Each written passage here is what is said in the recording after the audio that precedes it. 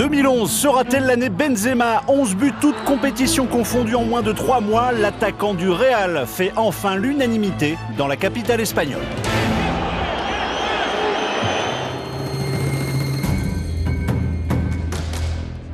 Souvenez-vous, le 27 octobre dernier, la presse espagnole titrait « Il est mort ». 5 mois plus tard, les journalistes madrilènes commencent à retourner leur veste.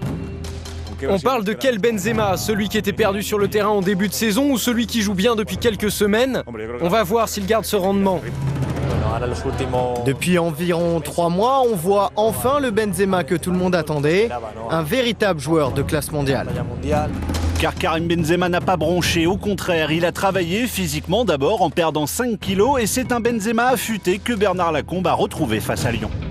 Je sais qu'à Madrid, il fait beaucoup d'abdos.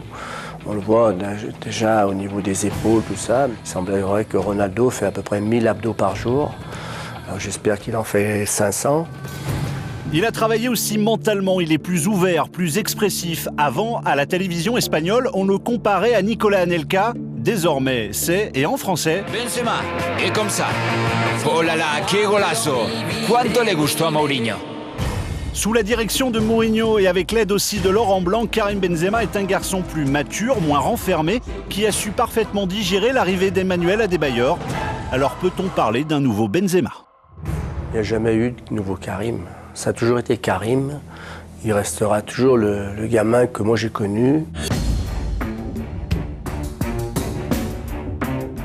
Tous ces efforts consentis se voient sur le terrain. En 2011, l'ancien Lyonnais a inscrit 8 buts en Liga et offert 2 passes décisives. C'est mieux que Cristiano Ronaldo. Vous avez un joueur qui est un des meilleurs joueurs du monde, je pense, Ronaldo.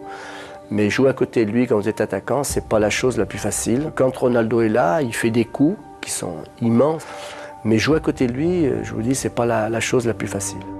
C'est vrai qu'en l'absence de Ronaldo, Benzema et ses 23 buts, toutes compétitions confondues, a prouvé qu'il pouvait se montrer intraitable comme hier soir face au Hercules. Avec ce nouveau but, Benzema qui ne convertissait que 6% de ses tirs avant Noël, désormais passe à 27%. Et surtout, il marque 3 matchs de suite, ce qui ne lui était jamais arrivé sous les couleurs du Real.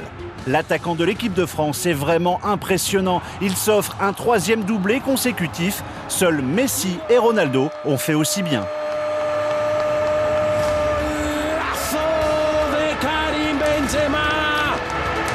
Je pense qu'avec la pression de Mourinho, il fait beaucoup plus de pressing, il court beaucoup plus, il fait plus d'efforts. Et forcément, ça se retrouve en plus sur le terrain. S'il arrive à garder le même rendement, à garder sa place de titulaire avec le retour d'Higuaín et donc 3 avancantes de haut niveau au Real Madrid, là ce sera une vraie réussite pour Benzema.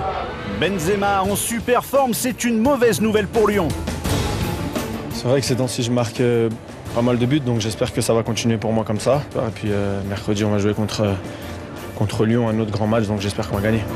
Déjà buteur à l'aller, il pourrait être le bourreau lyonnais, le chouchou du président Pérez et celui qui permettra peut-être au merengue de passer enfin en quart de finale après 6 ans d'absence.